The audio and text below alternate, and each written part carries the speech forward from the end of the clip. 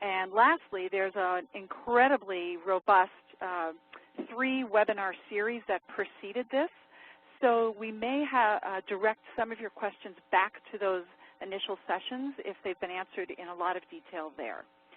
So with that, let me introduce quickly Dr. Newberry. Many of you who have been here before are well acquainted. Sandra Newberry is with the UC Davis Shelter Medicine Program, and much of her work focuses on infectious disease, immunology, and population medicine to improve understanding of shelter animal health. So we're here for 90 minutes today. I'll turn the floor over to Dr. Newberry. Well, hi, everybody. So this is really exciting for me. I think this is a great sort of learning format to just sort of be able to ask questions and talk and discuss them. And we came up with this idea to try it this way. And as you know, it's the first time we've done it. So we're hoping it'll be successful. And part of that will come from you all. So I hope that if you're here, it means you have questions and you want to share them with us. So I think Susan has some questions to kick us off from some of the questions that came in at the time of registration. And I have a few questions that were emailed to me directly too, so we can work from those as well.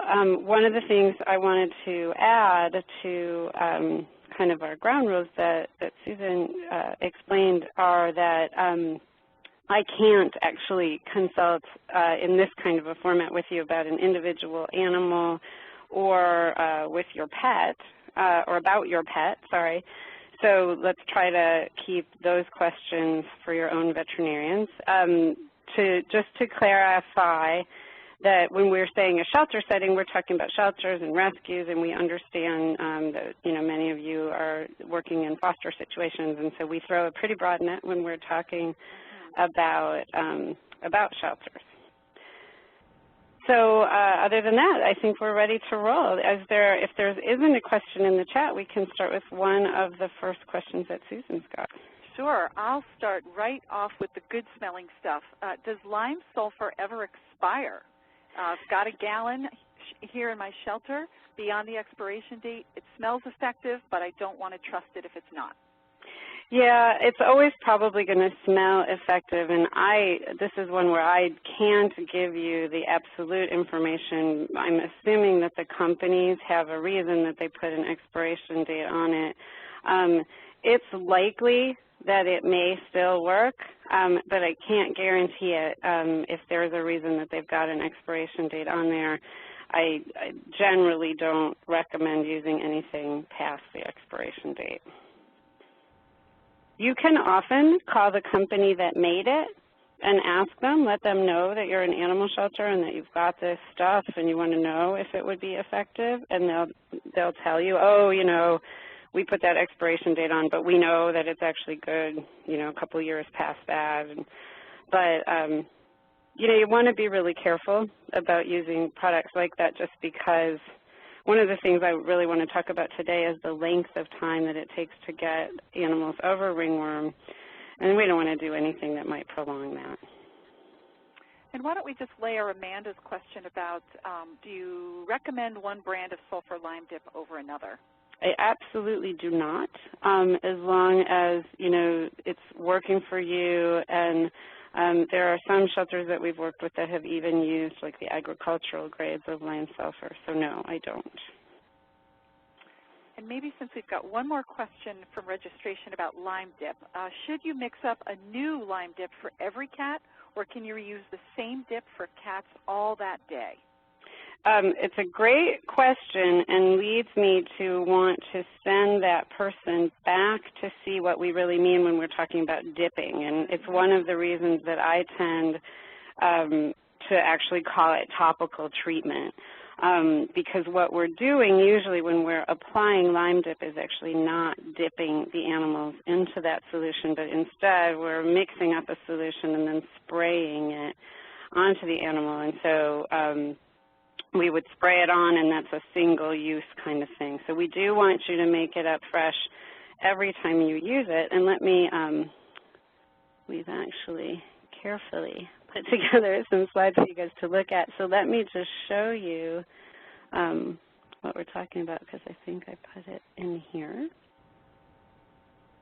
Here we go. So what we want you to do is use a garden sprayer like this, and then the solution is just comes out of the sprayer, goes onto the cat, and the excess drains off the cat. We actually use a dipping sink like this, and hopefully you can see this bucket underneath.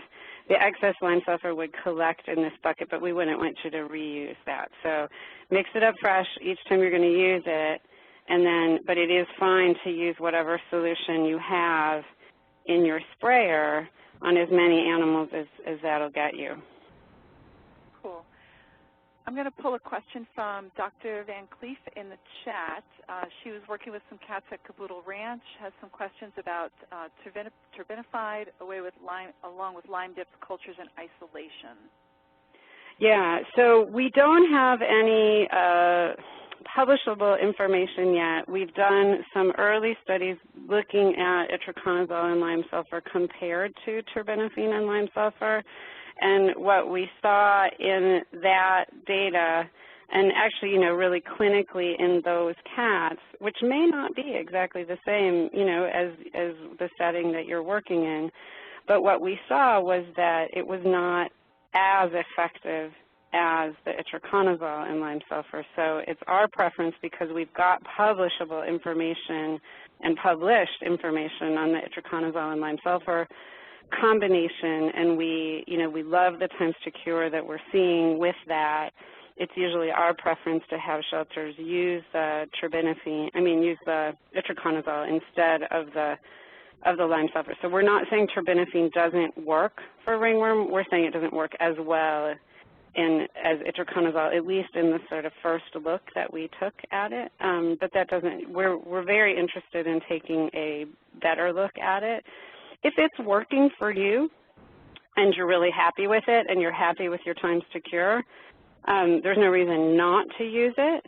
But the times to cure that we're seeing with itraconazole and lime sulfur were really great, and in a couple of cases in the studies that we've worked on, we've seen treatment failures, or what we would call a treatment failure. So a treatment failure for us is an animal who's still culture positive at week 6. And then when we switch over to itraconazole and lime sulfur, those animals all cured quite quickly. We've got a question from Martin in chat about accelerated hydrogen peroxide and the downside to this type of chemistry, ?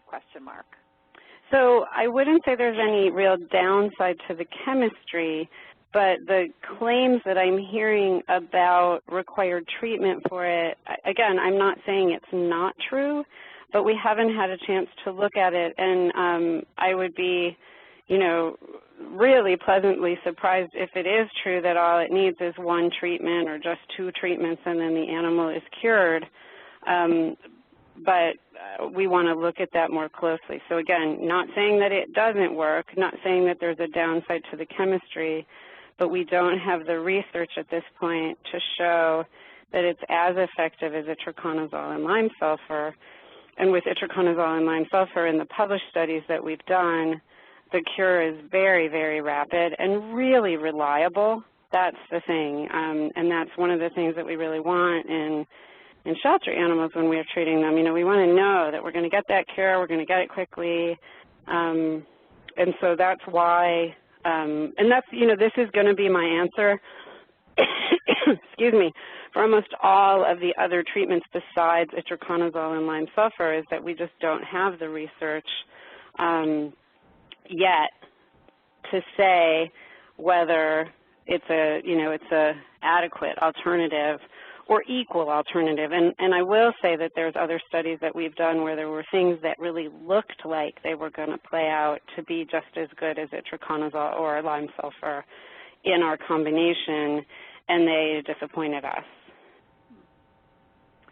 So I'm going to hit you with a 3-pronged lime sulfur. I'm going to combine a bunch of questions. Amanda, that's great, and I'm just letting you get these because you're doing such a nice job feeding them in.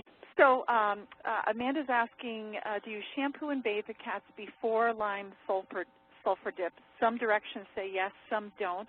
And then kind of the second piece is that how long after sulfur lime bath can you culture a cat? And then Alyssa's question is, do you e-collar your cats after lime sulfur to prevent them from ingesting?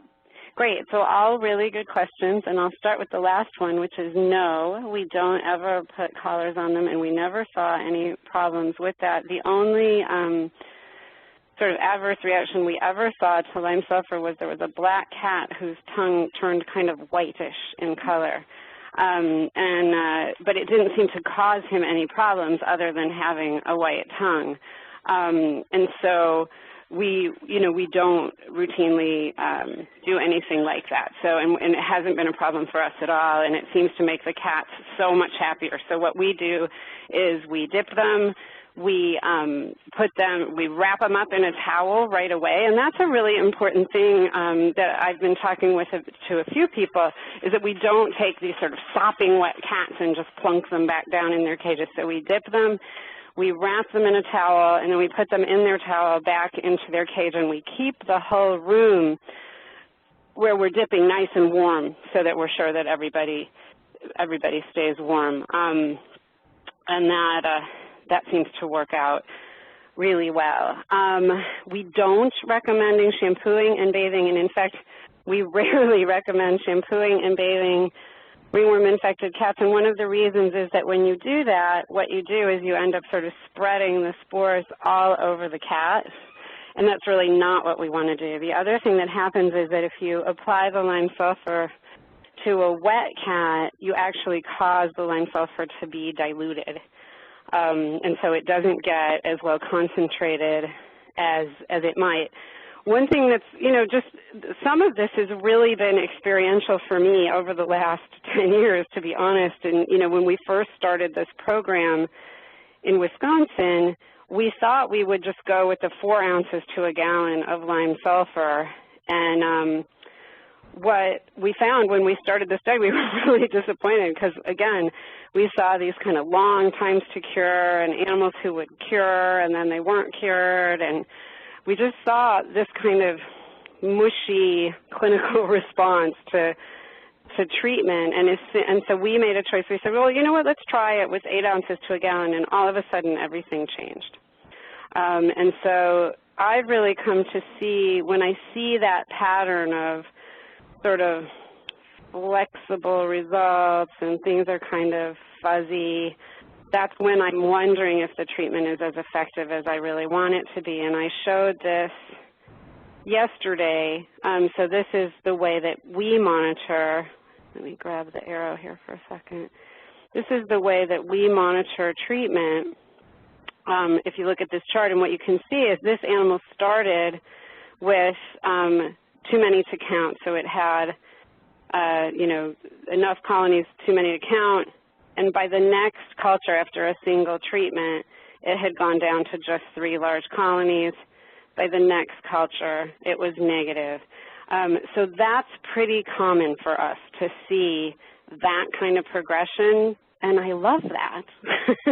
and I want you guys to see that too, that we can take an animal in just a couple of weeks from too many to count on the plate to this is the first culture for cure, for defining cure. And then and then I see there's a question, kind of a follow-up to this, is how long do you leave them wrapped in the towel? So usually we put them back in their cage, and then they solve that problem of being wrapped in the towel.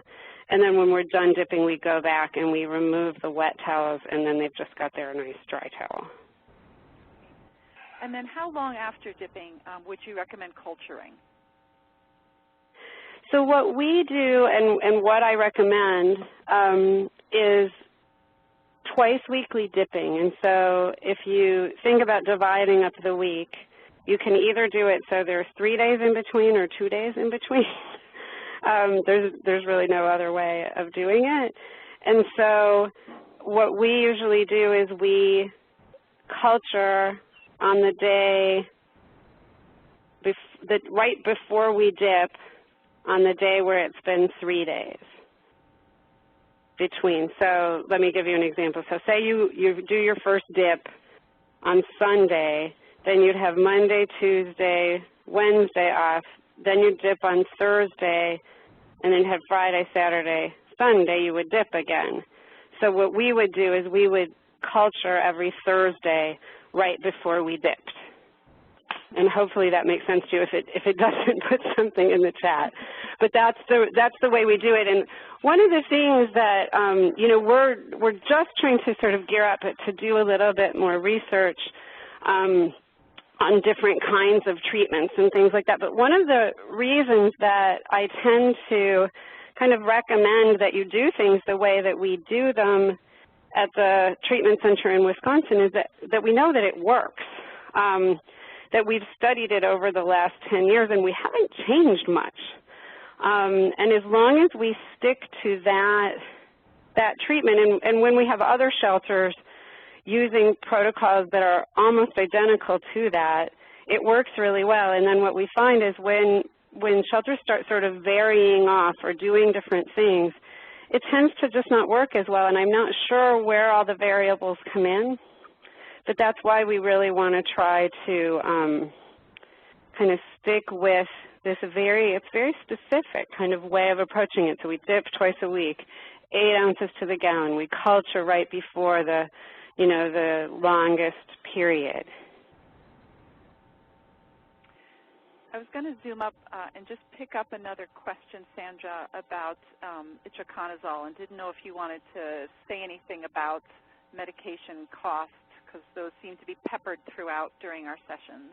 Sure. Let's talk a little bit about that. So one of the things that we do, and I see Krista Tadwick is here from Canada, and some of you maybe even are from Canada. One of the things that we've done all along is we've often ordered itraconazole from Canadian pharmacies. You need to give them a prescription and they'll send it. And what we found was that you can get the brand name anti-fungals for a little bit less money often if you're ordering from other pharmacies. You should definitely shop around and look for different prices. But I don't, again, we don't recommend the compounded itraconazole. There's some pharmacists that I've talked to think that there may be some issues with the itraconazole in the compounding that makes it a little bit less bioavailable, so a little less available to the animal when it is compounded. Again, I can't say what the reason is exactly, but what we've seen is shelters that contact us and we talk with them about their program and they're doing everything right, but they're using compounded itraconazole. We have them switch to regular itraconazole and then everything seems to sort itself out. And so again, that's one of the things. I would definitely shop around. One thing that seems to be fairly universally true is that the liquid is more expensive than the capsules. And so one of the things that we often recommend, and here's a picture of it so you can see, this is actually my giant thumb here, that you can open up the capsules. It usually comes as a 100 milligram capsule, and you can divide that. So if you take a 100 milligram capsule and you purchase gel caps, at any pharmacy, they sell you just empty gel caps, and you can empty the 100 milligram gel caps, divide it into 4, and you'll have about 25 milligrams of itraconazole in each capsule. You need to be pretty, look at it and make sure they're pretty even, but looking at it and making sure they're pretty even is good enough. At least it always has been for us. And so you can often save a lot of money doing that, because then at least for your adult cats, you can get a reasonable dose for your adult cats and then just spend the extra money on the liquid for your kittens. And so that's one way of saving money. I think the last time I looked at the cost for the program in Wisconsin, and I just looked at this for another program that's getting started, it was about $1.50 a dose, so about $30 for a cat for a treatment, because we do a 21-day treatment schedule. Great. Cheryl has a question about fungal cultures. Hers are coming up negative, but the vet and she still think it's ringworm. Everything is done correctly. If a cat is treated with lime dip or itraconazole, will this cause a negative culture? If the cat has already been treated, so let's talk about treatment cultures in general then. So I'm going to sort of change the answer, or change the question just a tiny little bit. And I want to bring up a picture. Here we go. So here's a picture of M. canis. So this is Microsporum canis. This is Microsporum gypsum. And if you look at Microsporum canis, what you get to see is, if we're looking here, we see the hyphae growing. This is like, if you think about like kind of branches on the tree or fronds on a plant. And then this is called the macroconidium. This is what we normally use to identify ringworm. We use either, this is canoes, this is rowboats. What happens as an animal is being treated is that we're basically poisoning this fungus, and so it's dying. And what happens as it's dying is when we culture it, it grows in really unusual ways. So it starts growing in kind of twisted and malformed ways, and so it can be very, very hard to identify it. So that's the first part of the answer. The next part of the answer is, and we've actually looked at this, that if we dip a cat, and we know this because we've tried it and done a little research on it, if we dip a cat that's culture positive and then we culture them the next day, they're going to be culture negative. And they'll stay culture negative for a few days. And so, yeah, if they're under treatment, it's much more difficult to read and interpret the cultures, and you have to wait longer to call a culture negative. So normally, if a cat's not under treatment, we normally start to see growth on our cultures really very early. It can be 3 days, it can be 5 days, 7 days. We never have seen growth on a culture that wasn't suspicious before 7 to 10 days that then became suspicious later, unless it was a cat under treatment. And so Janet's question may segue nicely into this. She's noticing that the monitoring chart, whoops, it just slid up the page, is referencing M. canis. Yep. She's thinking that M. canis is more contagious than other forms of ringworm. What's the risk of contagion to other shelter animals from M. canis compared to other forms of ringworm? So there's actually some newer research that's coming out that's, they're starting to look at ringworm using all sorts of more sophisticated tools than anybody has really used in the past. And we know that different sort of strains of ringworm have different levels of virulence. And I'm guessing that for many of you who've experienced ringworm in your shelters, you know this to be true. There can be some ringworm can come into the shelter and it just isn't a big deal. You've got one individual case, or maybe you have one individual case go through your spay-neuter clinic and it isn't a big deal. And then other animals come in and it seems like they have the hottest strain of ringworm you can imagine, and all the techs get infected, and so do all the other cats that animal came into contact with. So we know that there are strains that are more virulent and cause more disease. We can even see that on the plates. So there's some strains that will just come up like wildfire on the plates, and others that will grow much more slowly. So yes, not all M. canis strains are going to be that same kind of hot, really virulent pathogen. At Microsporum gypsum tends to be, for lack of a kind of better word, a sort of gentler fungus. It's usually much easier to cure.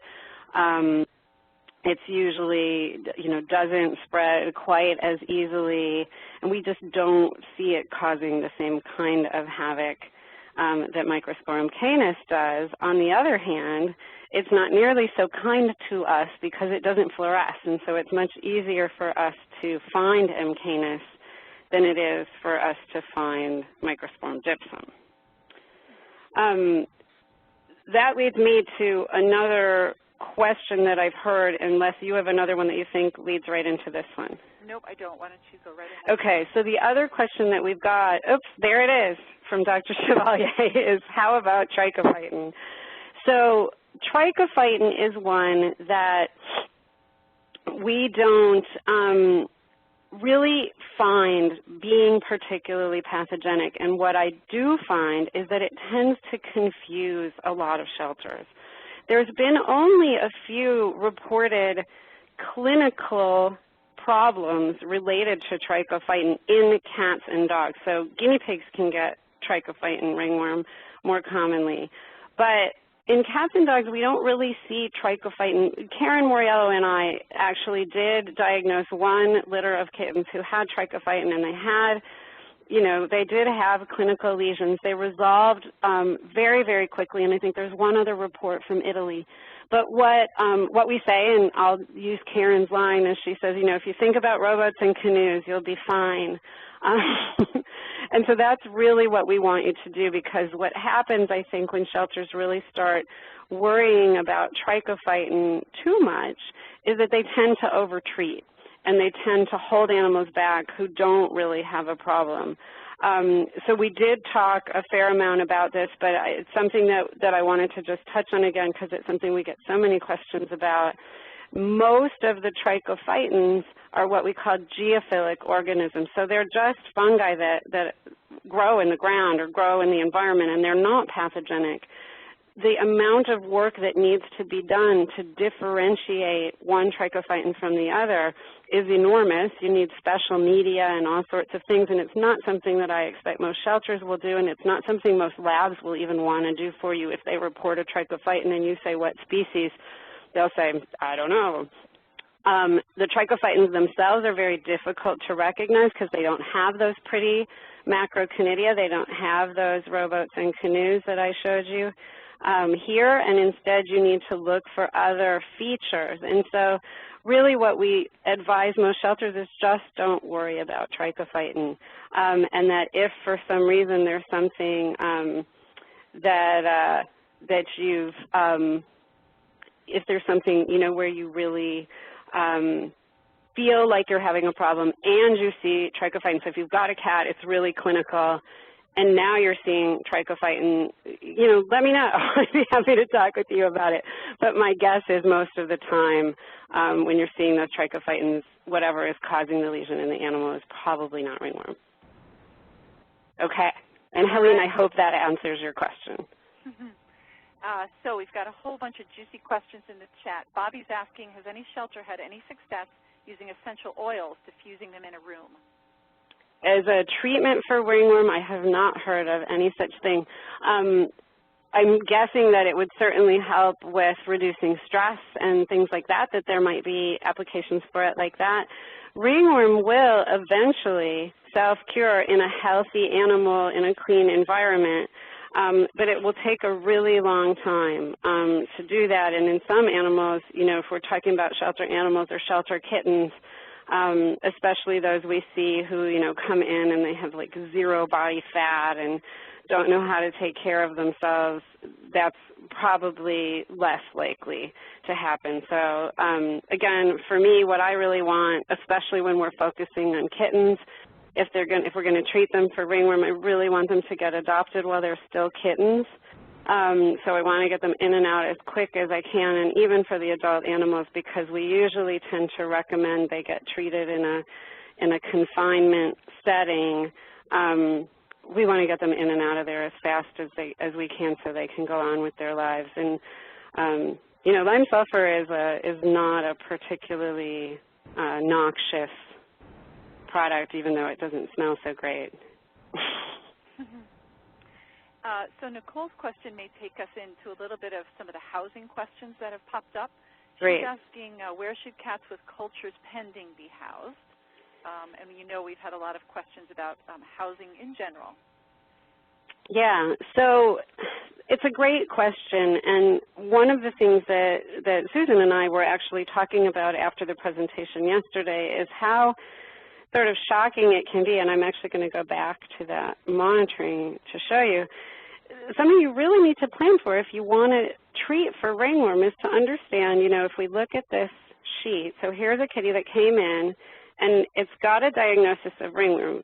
We can hope that this kitty came in and somebody saw its lesions, and they put a woods lamp on it, and we can hope that it was, you know, one of the 90% that glow. And so they started treatment right here. It certainly looks like that's probably what happened. And so let's just say these dates are a little funny because this is actually, I should have grabbed this from a different culture report, but this is from a shelter that had to send us all their toothbrushes, so it took a little bit longer to get things inoculated. So you can see there's a 10-day lag between this is the date that the culture was sampled, and this is the date that the culture got inoculated. So, but what we can say is, so here's where they started treating. Let's say this is week 1.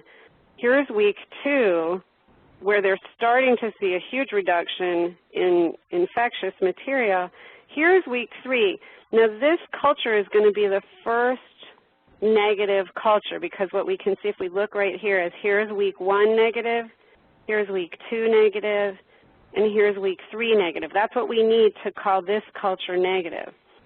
Just above it is our second negative culture.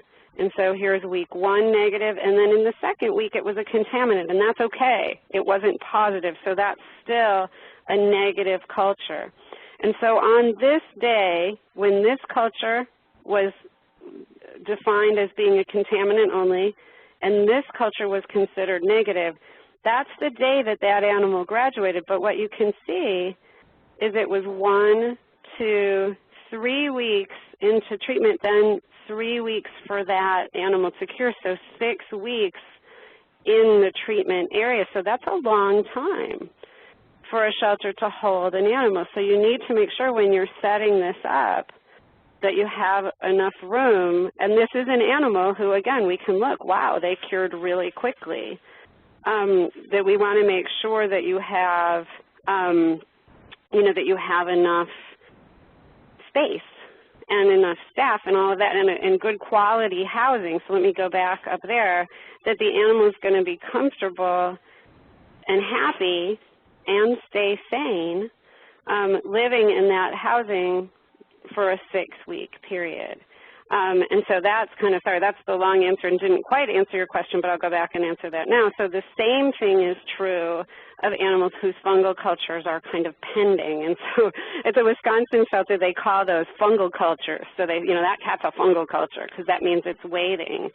And right now at the shelter in Wisconsin, they don't have really a great place for those animals to wait. It's in a not such great ward in the shelter, and we just are in the midst of actually redesigning housing areas for them. And one of the things we want to build in is a kind of ringworm observation area. And that's one of the things that San Francisco SPCA does have, which is really, really nice, that they have this sort of behavioral observation area.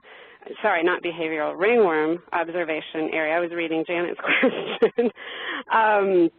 Where they can look at the animals and wait for their fungal culture results to come back.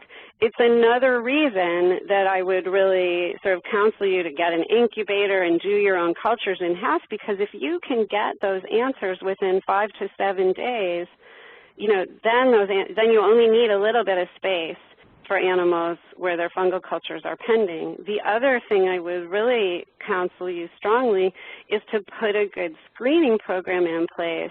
So the only animals that are waiting for their fungal culture results are those who had lesions that were really suspicious. So really, an inflammatory lesion that you think might be ringworm, Woods negative, and so then obviously also direct exam negative. Those are the only ones that are waiting. The ones that have a lesion and it's Woods positive and you can do a direct exam, don't make them wait, just treat them. So anyway, I don't know if that answers the question exactly, because I'm saying you want it to be good quality housing, because they're probably going to have to wait anywhere from 5 to 10 days to get those results back. And you want it to be somewhere where you can control potential transmission if you think they really are likely to be infected. The majority of cats that are in that category that I said, so the majority of cats who have a lesion that's Woods negative are not going to have ringworm. That may vary from region to region. So I think I said this in the second webinar that I got an email from Austin saying, hey, we see tons of M. gypsum here. I've heard there's a lot of cows near Austin, and my guess is they may be getting in a bunch of cats that are hanging around with cows. M. gypsum is the most common ringworm to be seen in cows. So, it may vary, but the majority, in most of the shelters that we work with, the majority of cats who don't have lesions, or who have lesions but they don't fluoresce, are not ringworm. But we don't want you to be cavalier about that, so.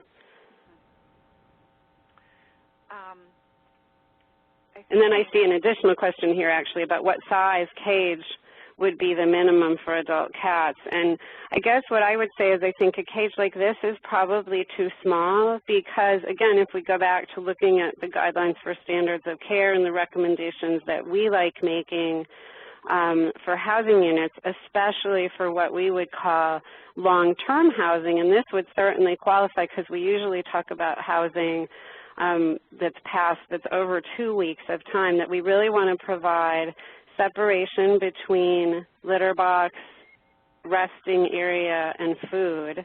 And so what would be lovely and what we're planning to do at the shelter in Wisconsin is to give them 2 of these housing units next to each other so they'll have a bathroom and a bedroom, and give them some more space. And so that's a change that's coming pretty quickly. And for everybody, if you haven't seen it, we have a great video that we just put up just a little while ago on our website that shows step-by-step how to convert stainless steel cages into double-sided housing units using a PVC pipe and cutting a portal in between the 2 cages. I don't know if she's on this email or not, but Nadine Nassif helped us to put that video together, and it's really, really nice to be able to see, you know, every single step. So there's a question in chat about culture plates. Susan is saying she can't find culture plates inexpensive enough to be feasible for their program. She's stuck with the slant DTMs, which just don't work. So right now she can't culture. Okay, so here's the thing, and I don't know why it works this way, and we should all call Remmel together maybe. So when I called Remmel the first time to talk to them about culture plates for animal shelters, I got this great discount, and the discount's in place for a couple of the shelters that I was working with originally at that time. It's based on volume, so partly it's going to depend on how many you buy. I've had other shelters call and they don't get the same discount, but always ask, and the more you do, the better discount you'll get.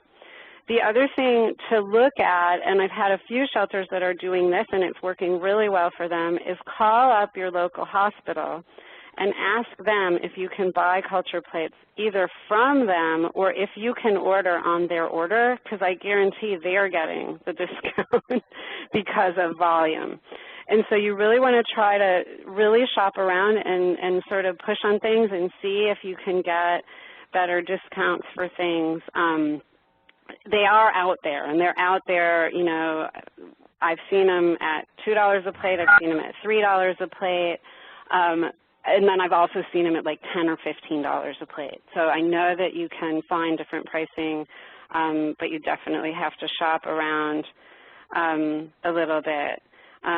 Sorry, Elisa. I wonder, I mean, and so this is something where, you know, maybe try again with the company. Maybe I'll try to see again if we can try to get a shelter discount in place with one of the big companies that makes these. You can make them yourself, but it's a pretty involved process.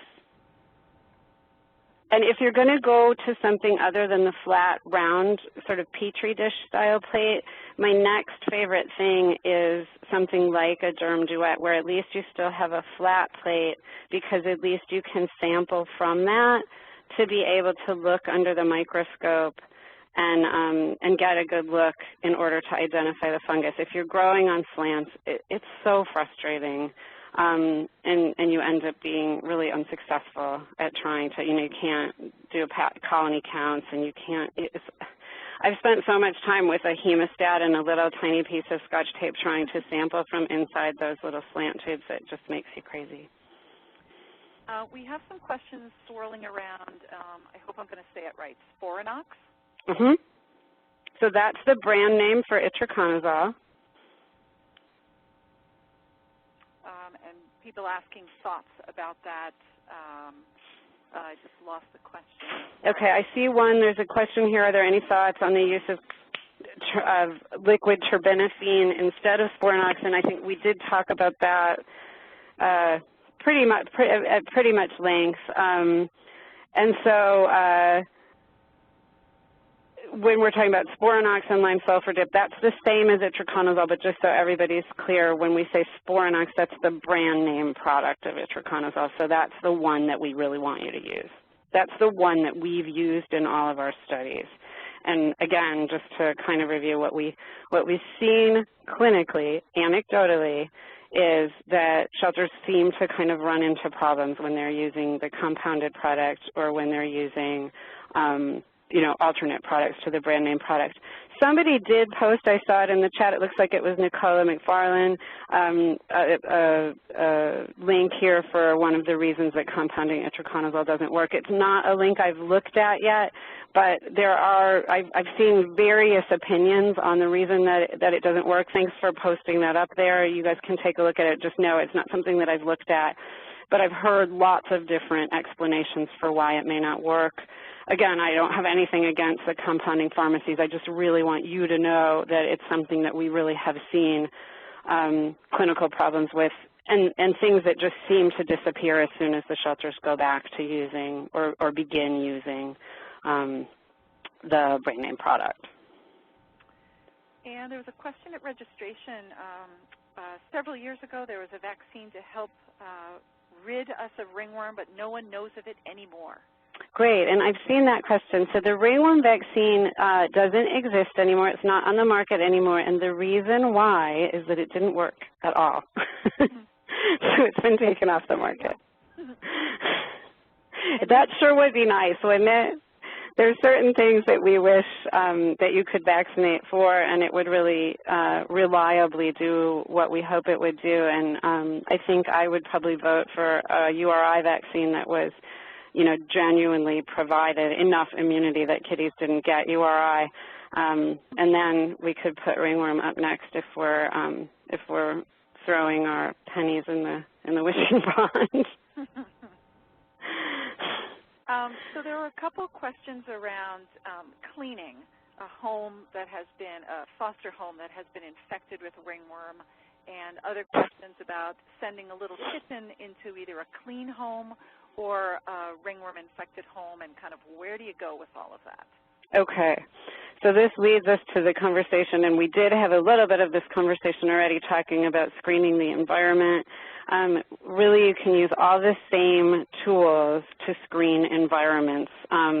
Karen Moriello just called me last week, and she was so excited. She had just come back from this huge conference and heard a presentation that someone was giving on a study they had done where they had used small squares of carpet and rubbed them on severely ringworm-infected cats and then put them on culture plates sort of over and over and over again to see how many sort of dips of this piece of carpet it took for it to be free of spores. And it was a lot. And Karen's done a similar study where she's actually put some spore material on a carpet square and then vacuumed it and counted. So vacuumed once and cultured and vacuumed another time and cultured to sort of see like how many swipes of the vacuum does it take for it not to be contaminated again. And it's a lot. But one thing that we recommend doing all the time is if you think an environment might be contaminated, you can approach it two different ways. You can either say, I think this environment might be contaminated, and use Swiffers. They seem to be, you know, fungally neutral at the time that you take them out of the box. And we cut them into thirds.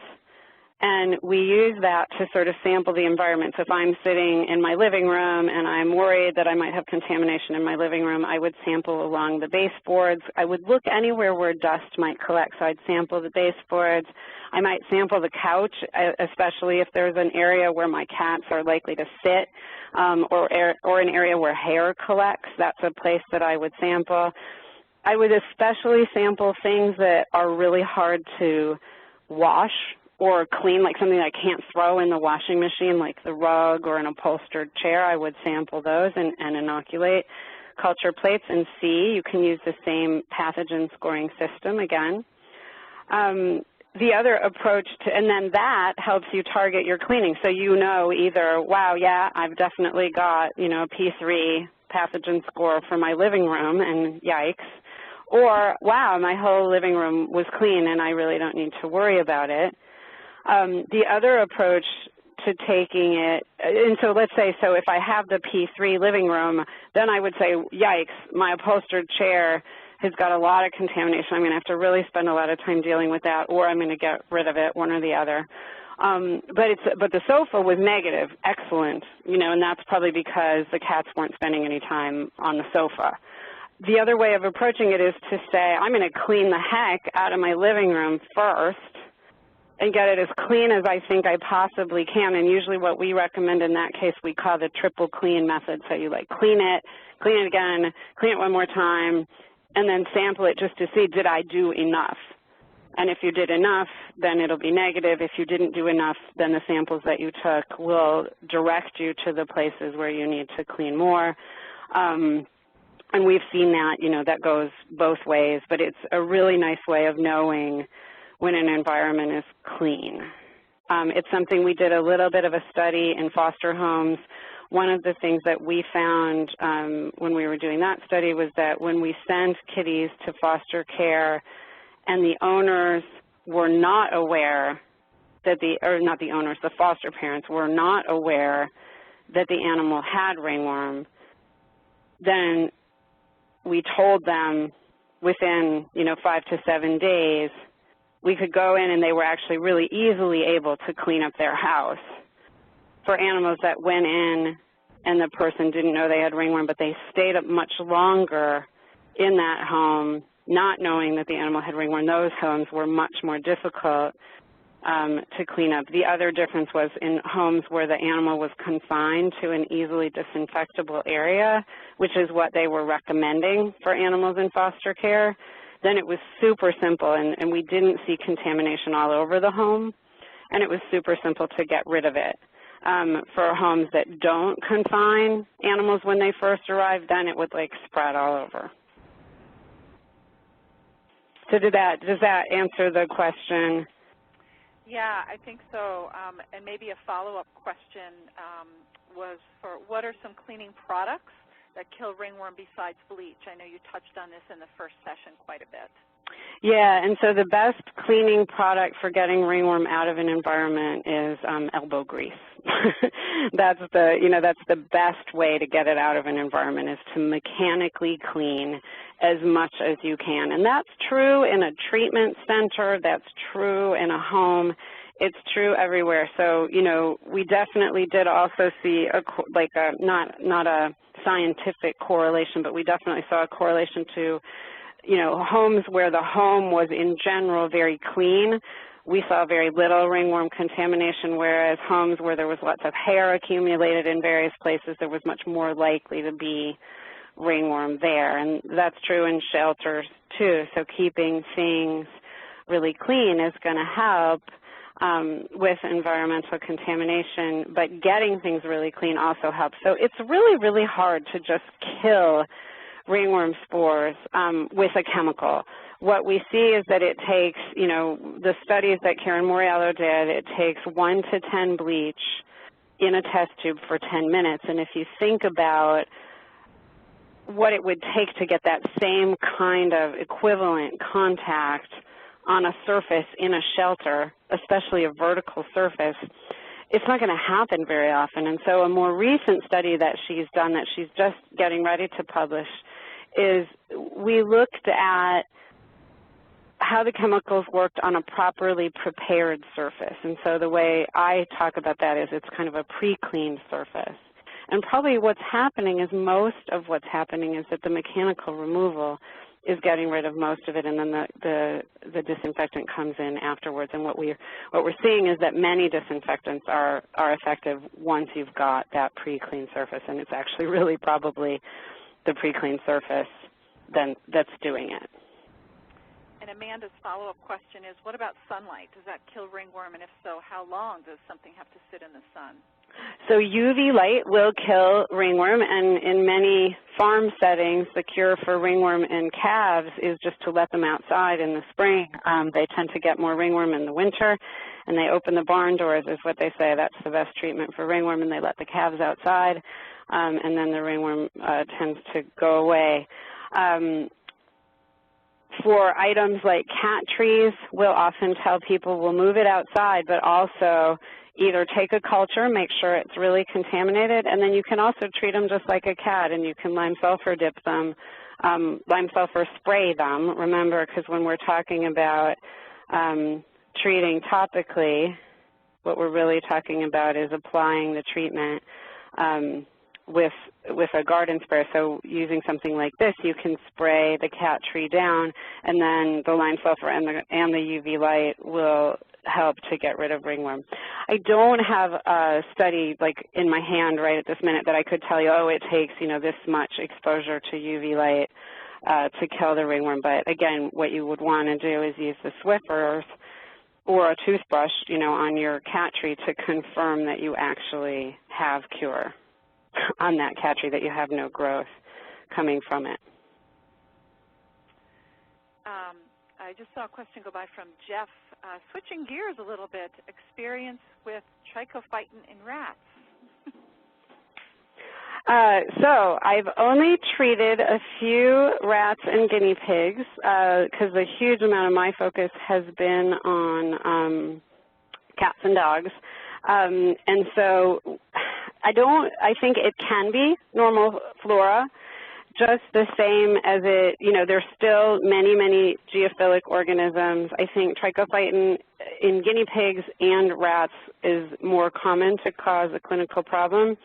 So again, you would have to, but again, you'd have to go through the sort of process of really weighing and balancing. And this is where, you know, one of the things that we said kind of in our disclaimer at the beginning of the talk, and I know, Jeff, that you are a vet, but to make sure this is where you really want a veterinarian helping you. This is where you don't want to just go from a protocol, where you really need to look at an animal and say, okay, I see this lesion.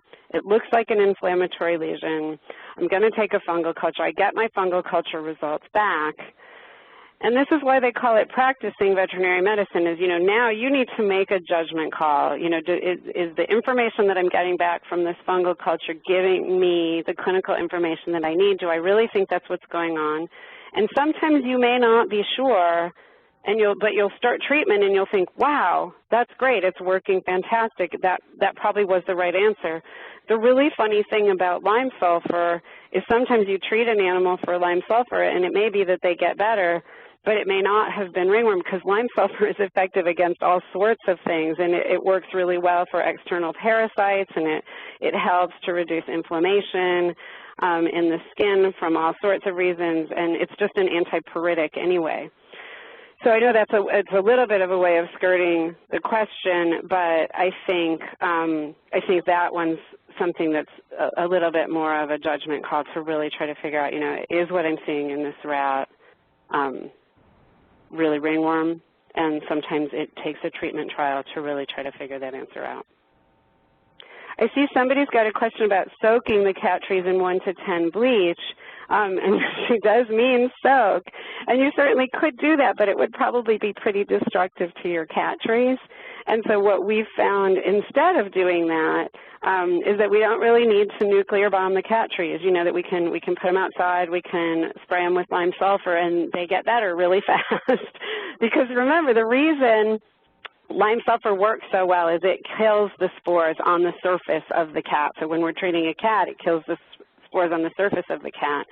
The reason that cats aren't cured with just one treatment is that the fungus is also growing within their hair follicles, and so that's the reason that I always talk about, you know, that we want to make this treatment sandwich. And so even though this is a marshmallow and peanut butter sandwich, what we're really talking about is making a treatment sandwich with the cat kind of in the middle, and the lime sulfur treats what's on the surface, and the itraconazole is treating, the systemic treatment is treating what's within the hair follicles. So cat trees don't have hair follicles, so if we're just treating them topically, it's probably doing what we want it to do. And it does seem to work. It works really quickly. I've had lots of people do that, and the cat trees are free of contamination very quickly and not demolished.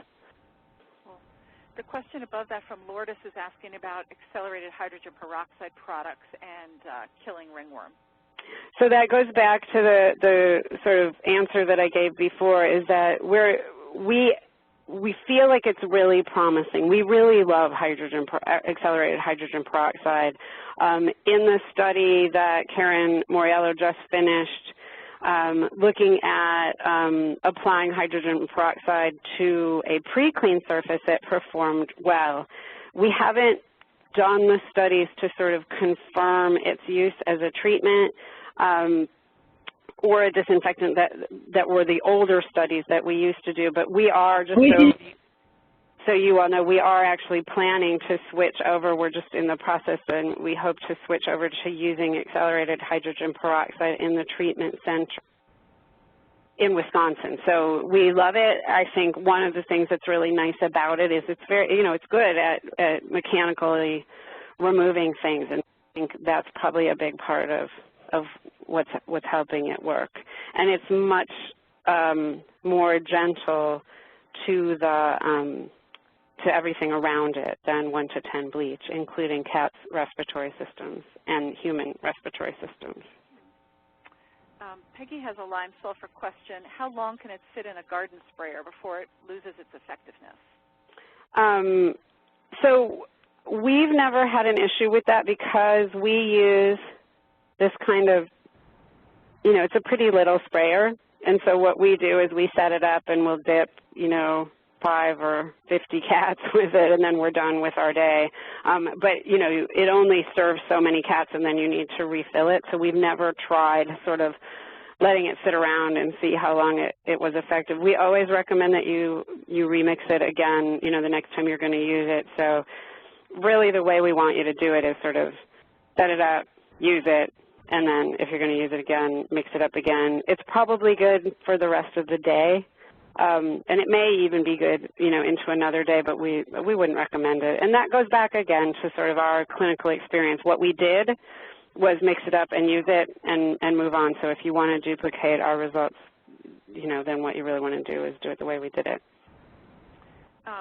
Along that line, Lourdes has a follow-up question about hydrogen peroxide shampoo for animals that may have had poor reactions to lime sulfur.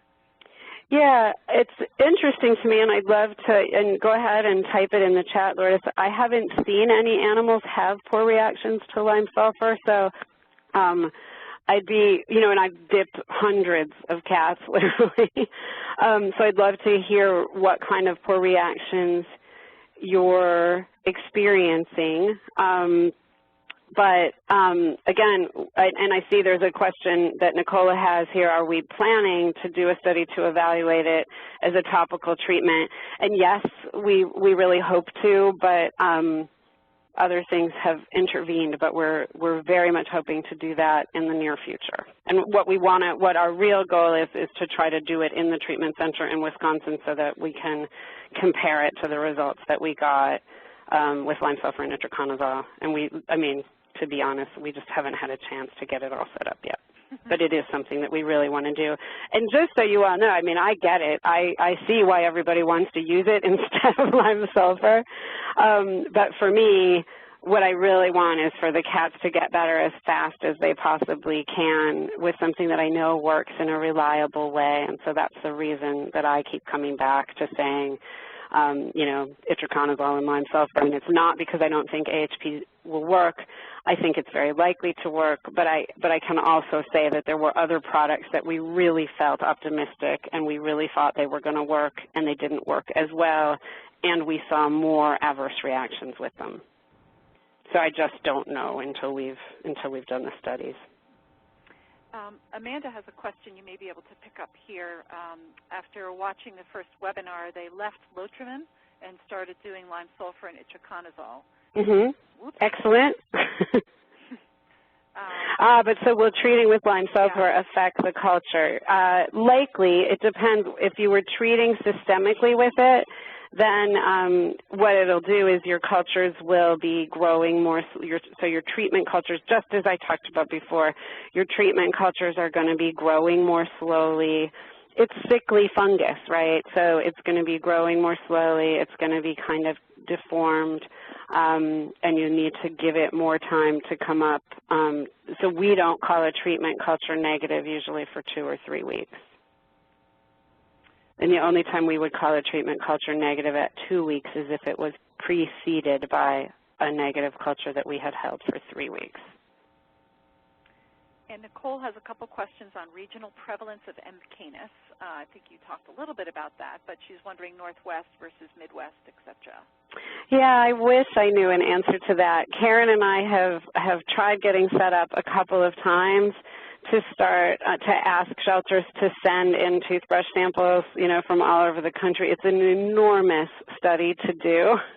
And one of the biggest reasons that it's a hard study to do is because there's so much misdiagnosis of ringworm, and especially M. canis.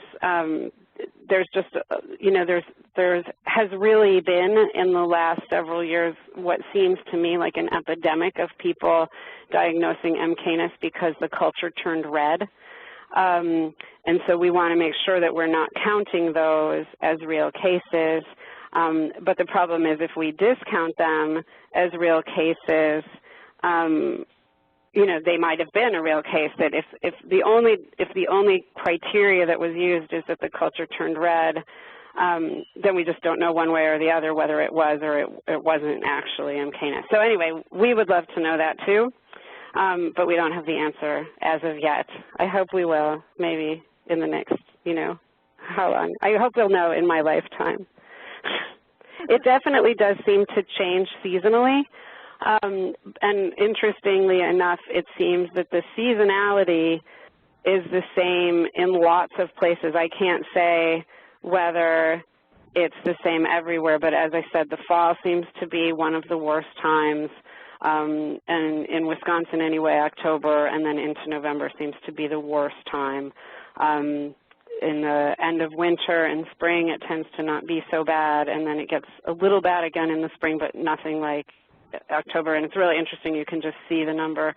There's times where the treatment center in Wisconsin is almost empty, and times when everybody's like banging on the door to get in. So. Amanda's posing an interesting question. Have you found that once a cat has had ringworm and has been cleared, that they build up their own immunity to it? Yes, and I'm not the one who found that, but there is scientific evidence of that. So there's, and I can't at my fingertips, I'll admit, tell you the immune pathway for that, but there is definitely an inherent immunity that an animal develops as they recover from ringworm. So one of the things I always say that's absolutely true is if you want to adopt a cat from a shelter that doesn't have ringworm, you should get one that just finished getting treated for it. Because, they got all this treatment, they've got their cultures defining their cure, they've got their immunity on board, and so those are the cats that hopefully won't have ringworm as long as they were treating effectively and defining culture in a sound way. We have a question that was sent in at registration. Can dermatophytes ever reside in a dormant carrier state in a cat, such as a Persian? If so, wouldn't microscopic hair exam reveal this?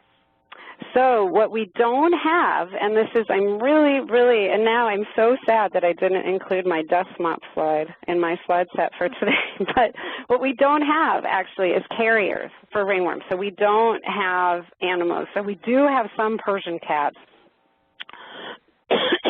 excuse me, who have a hard time with ringworm. They seem to get infected with ringworm more easily, and they seem to have a harder time getting rid of it. There's all sorts of reasons that may happen because of their skin, because of their hair, because of their immune system. So all of those things may play into it. But what we don't have is sort of the little, like a typhoid Mary of ringworm, where an animal wouldn't develop any clinical signs and they'd just be sort of sneaking around with ringworm. And that's great. What we do have is cats that carry spores on their coat like dust, and those can be picked up from a contaminated environment, and that's what we call those cats dust mops, because they went through a room and they were, electrostatically charged and the spores came to them. But we don't see animals that are, sort of persistently infected, chronic carriers, and that's great. it's a treatable, curable disease. So we treat them, they get better, and they're fine. Dust mop cats are cats that we've spent a lot of time sort of figuring out what's the clinical relevance of those dust mop cats in a shelter environment. And in the end, kind of what I've come down to is that they're not particularly clinically relevant, at least in the shelter that we've spent the most time looking in, and the other shelters that I've done outbreak work in, which is a fair number. So what we see is that those cats, when we culture them, they may have had a spore or 2 or 3, up to 10 on their coat. But when we go back to them, by the time we've got their culture results, because remember, there's always that lag time, so we go back to them 5 to 10 days later and we culture them again, by now they're negative. And it may be that we took the spores off them with the toothbrush when we sampled them, or it may be that they used that Velcro tongue and just cleaned themselves now that they were in an environment that wasn't completely covered in ringworm.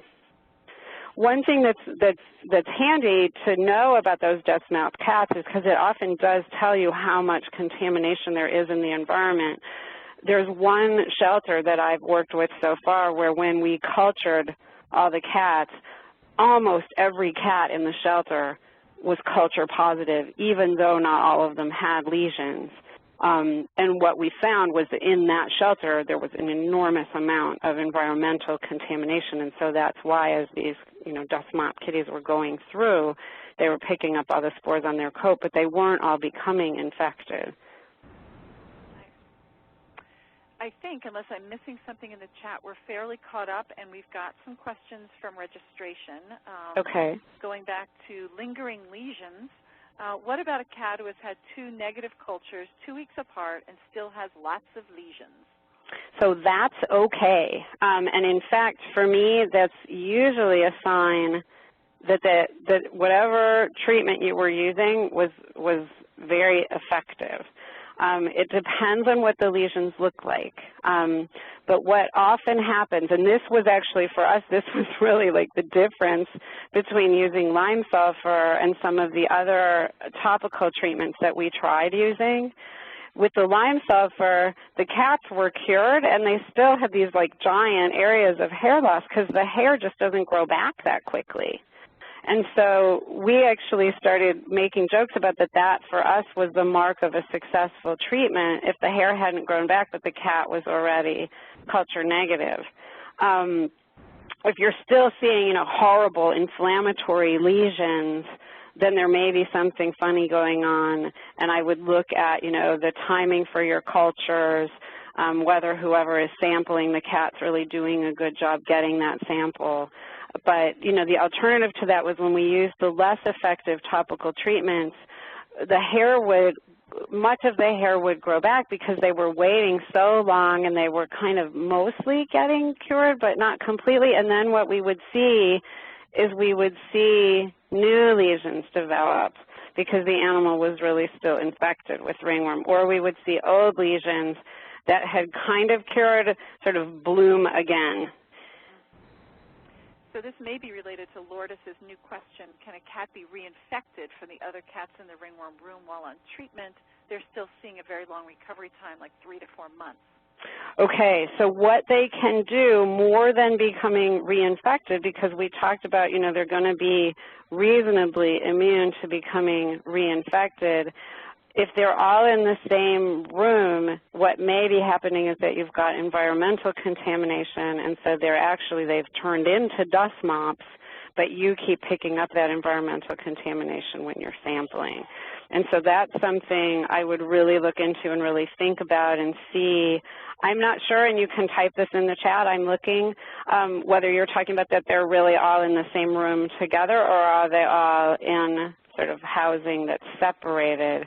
And that would be, so one of the things that Moriello found when she was doing her initial research with ringworm, they often would house the animals in like a big group room together. And what they found was it would take forever to define cure because nobody would actually culture negative until everybody was negative. Because we joke and call it sporulating. There was always somebody in the room sporulating. and then everybody else would get those spores on their coat. So if they are all in cages in one room, then you really want to think about, well, what kind of cross-contamination could be going on. You want to look at the practices for whoever is taking those culture samples and make sure that they're not, you know, going from an animal who's more infected to an animal who's less infected. And that's where we use these tag numbers to really help everybody keep straight who's about to graduate, because the ones who are about to graduate, we always want them. So here's an example of those tag numbers. That means this little guy is just about to graduate, and so he would get cleaned first, he would get cultured first, he'd get everything first, so that we wouldn't be picking up spores from some other animal, and then those would end up on his culture plate. Cool. A new question, does EFA supplementation help to decrease inflammation, possibly shorten the healing time? It's a great question. It's not something that I've looked at, and I'm not sure if there's any research on it, but it sure seems like it might, but I don't know. It's one of those things where you always want to balance, you know, the potential for harm with the potential for good. And I think for most cats, if what you're doing is like putting the oil on their food and they love that, then go for it. If what it means is that you have to pill them another time, then it may not be worth doing, because the stress of doing that may undo the benefit. You know, my dogs love having EFA supplementation. It's like the best treat in the world to them. So for many animals, I'm sure, you know, that it's, you know, kind of a form of enrichment. We had a question come in, and I know you talked a bit about this yesterday. Do you recommend clipping the hair around the lesion on a short-haired cat, or should you just dip? Just dip. So we are really not fans of clipping at all. The only time that we would recommend clipping is for a truly long-haired cat, like a Persian. And the real reason for clipping in that case is just because dipping them twice a week over the period of, you know, maybe 6 weeks, their hair coat gets really matted, and it becomes, you know, you can see them get really frustrated trying to clean themselves and groom themselves. But we've seen so many really just horrid, sparing you the pictures of, you know, deep thermal burns caused by clippers. Clipping the lesion actually causes more. So to make a ringworm infection, you actually need a microtrauma to the skin so that the spore can gain access. And so clipping creates all this microtrauma, and especially if you're clipping the lesions, you're basically almost guaranteed to make the lesion bigger and worse by doing that. And then if you're clipping the whole cat, you know, then you've got, you know, the possibility of sort of just spreading it all over the cat. And the other thing is that it creates enormous amounts of environmental contamination. And so, again, that was something that was a decision that we came to. We actually set up our original treatment trailer to have a room for dipping animals dipping and clipping as they came in. And then we thought, you know what, maybe you don't need to do that. And that's actually, you know, just for your sake, so you know, that's kind of our most common question that we ask when we're looking at ringworm treatment, especially for shelters, is maybe we don't need to do that, because what we want to be able to tell you is sort of the minimum that you need to do. And so, you know, the other place that we came up with was in the cultures. It used to be the gold standard that you had to have 3 negative cultures, each taken a week apart, and each held for 3 weeks. So if I go back to this monitoring, right now I'm telling you this would have been the negative culture, and we would have had to wait for it to get to this point. But if we use the gold standard, we would have had to go up here and wait till here. So it would have actually been a whole nother, I think it's 2 more weeks we would have had to wait for this culture to be finalized. It might have just been 1 week. So we're saying, well, maybe we don't need to do that. And we looked, and we saw that if we used that other formula, we never had a cat that looked back and became positive. So we said, great, we don't need to do that.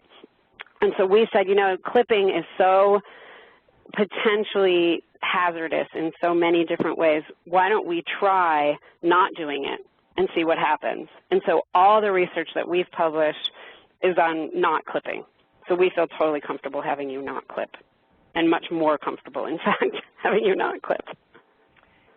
So Kathy has a new question about performing Woods lamps exam on cats that are being treated. So it's a really interesting question, and I'm the one who did that actually for all of our field research. So any cat that came into the shelter, that we randomized them into 2 groups for topical treatment, and what we were doing was I was woods lamping those cats once or twice a week to see how that was changing. And this is another place where I felt like my eyes were really open, because the lime sulfur cats became woods positive woods negative very, very quickly, and the cats that were getting other topical treatments, it wasn't the same. And the other thing I could see is I would see the new lesions developing, because I would see areas of woods positive hairs crop up before lesions actually showed up, because I was woods lamping so frequently. It's a lot of work, and I think the truth is you get the same information from your culture results, and actually better information. But the one thing that's really nice about woods lamping them, and I used to have, we called them our dippers. So I would have the dippers come in the room while I was woods lamping so that they could see where they were missing, because it was so obvious. It was like using, I don't know if you guys have heard of glow germ, but it's some stuff you can put on, and you can put it on a kennel and then have somebody clean the kennel, and then you can put a black light on the kennel and it'll show all the places that the glow germ still is, so you can see the places that you missed cleaning. And you can use woods lamping fluorescing cats in the same way, where what we would see is that they, because they were being kind, they wouldn't get the raglet and the dip close enough to the lid margin around the eyes, or they wouldn't get the inside of the ear lesion. And so I'd be able to put the woods lamp on, and we used to joke about it. I was like, oh, you're not being tough enough. And put the woods lamp on them, because they'd still have fluorescence around their eyes or in their ears. And once the dippers had come in with me a couple times and seen that, it got better so quickly, because they could really see what the difference was, and they knew that those kitties weren't going to get better as fast if they weren't tough enough. Amanda's asking about 2 sad little kittens who came in with almost no fur due to ringworm. She's wondering anything that you recommend to clean those, especially bald areas. I've never felt that I needed to clean them other than using the lime sulfur. So again, lime sulfur is it's a really cool stuff, and it's really good at sort of it calms inflamed skin, and it removes scaling. It strips spores off the hair coat. So probably as soon as you start just treating with lime sulfur, you'll see that their skin's going to just be a lot more comfortable for them. When you see those guys like that, especially around the ears, this goes both ways. Make sure you're looking to see if they have ear mites too, and treat them for their ear mites or clean their ears. And I've also seen shelters that really miss ringworm in the ears, because they see ear mites and there's all this inflammation, and then they just sort of chalk up all that inflammation to the ear mites without ever putting a woods lamp on them. And so don't forget you can have ringworm and ear mites, especially if you're a kitten. Yum. Dr. Van Cleef is asking, do you ever see Demodex associated with ringworm, especially in immunocompromised or malnourished cats? Wow, that is like a giant can of worms, because we do see all kinds of strange Demodex in cats here. We see Demodex in dogs as well, and I think any disorder that is going to cause inflammation of the skin and then give fungus better access to the skin is going to put them more at risk for ringworm. And one of the things that I often say, and I'm not sure if I said it in our Ringworm 101 webinar, is that we definitely, if an animal has external parasites, you should think of them as being at higher risk for having ringworm. It doesn't mean that every animal that's got external parasites is going to have ringworm, but external parasites are perfectly capable of carrying ringworm spores too from one animal to another. Things like lice, especially, we have seen sort of a correlation between like animals who have lice seem to be more likely to have ringworm. And so, and again, that probably goes to, you see these little tough shape kittens come in, no body fat, lice. They just haven't had the care they need. And so, yeah, then they're more susceptible to all sorts of things. I'm almost afraid to ask this question that came in at registration. Any considerations, special considerations for community cat rooms where there are no cages and ringworm?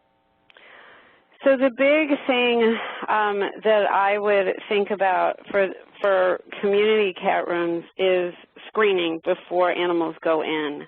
And I know there's some shelters that won't put animals into community cat rooms until they've got a negative culture. I really feel pretty comfortable if the shelter's being careful to really do, thorough checks for lesions and a Woods lamp before they go into community rooms. And then, to do periodic monitoring in community rooms, and we want that done either way.